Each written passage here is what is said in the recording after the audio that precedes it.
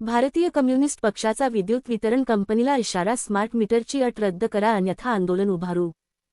Dhamangaon railway तालुक्यातील 20 ग्राहकांवर smart meter लादण्याचा निर्णय रद्द करावा, तसेच ग्राहकांच्या संमतीशिवाय स्मार्ट मीटर बसविण्याची प्रक्रिया थांबवावी, अशी मागणी भारतीय कम्युनिस्ट पक्षाच्या चांदूर रेल्वे तालुका शाखेने केली आहे।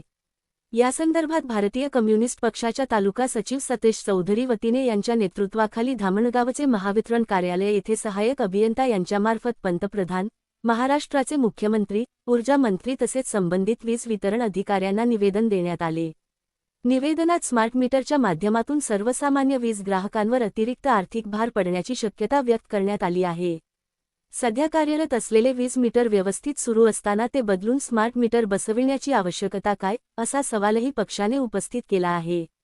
भारतीय कम्युनिस्ट पक्षाने स्मार्ट मीटर बसविण्याचा निर्णय रद्द करावा, ग्राहकांच्या संमतीशिवाय मीटर बदलू नये, तसेच जुन्या मीटरच्या जागी स्मार्ट मीटर बसविण्यापूर्वी ग्राहकांना आवश्यक माहिती व प्रक्रिया स्पष्ट करावी, अशा विविध मागण्या निवेदनातून केल्या आहेत।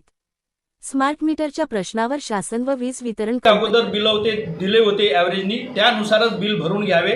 स्मार्ट मीटर बसू नये, पूर्वीचे जे मीटर होते त्याच प्रकारे मीटर बसवल्या गेलं पाहिजे, कारण जनतेमध्ये अत्यंत प्रक्षोभ आहे आणि जनता एवढी चिडलेली आहे की या सरकार विरोधात ही आक्रमकता ही नक्कीच काही दिवसात समोर येणारच आहे। मुद्दा असा आहे की आताच आपण त्यांच्याशी बोललो तेव्हा त्यांनी सांगितलं की तुमचे सगळे मीटर बंद आहेत, ॲव्हरेज बिलवाले मीटर आहेत। तुमच्याकडे असं एखादं मीटर आहे का की जे स्मार्ट मीटर आहे त्याचे बिल जास्त आले?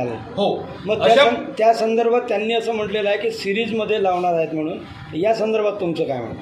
आमचं म्हणणं असं आहे की जे अगोदर बिल होतं, अगोदर चालू मीटर होतं त्या ठिकाणी जागी स्मार्ट मीटर बसवण्यात आलं।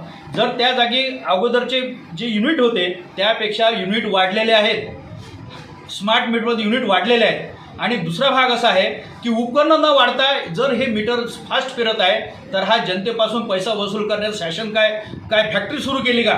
ही ज्या आता तामिळनाडूमध्ये, आंध्रमध्ये या सरकारने सुद्धा नेऊन टाकलेला आहे। आमचं म्हणणं असं आहे, फडणवीस साहेब, या महाराष्ट्रामध्ये कुठेही स्मार्ट मीटर बसू नये आणि जनतेला त्रास देण्याचा तुम्ही प्रयत्न करू नये। तुम्हाला सुद्धा जनतेमध्ये यायचं आहे, याचा हात आम्ही जनता नक्की दाखवून देईल। आणि म्हणून मी तुम्हाला आवर्जून सांगू शकतो की MSEBीने कोणतंही जबरदस्तीनं त्या घरमालकाची परवानगी असल्याशिवाय स्मार्ट मीटर बसू नये, एवढी आमची आहे। आणि आज जे बिलं वाढलेले आहेत ते बिलं मागच्या ॲव्हरेजवरती घेऊन पूर्णतः नील करून टाकावे आणि जुने मीटर आहे ते सुरू असतील तर बदलू नये आणि जर जे फॉल्टी असतील तर त्या जागी स्मार्ट मीटर वगळता ते जुनेच मीटरच्या टाईप बसवले गेले पाहिजे, अशी आमची मागणी आहे।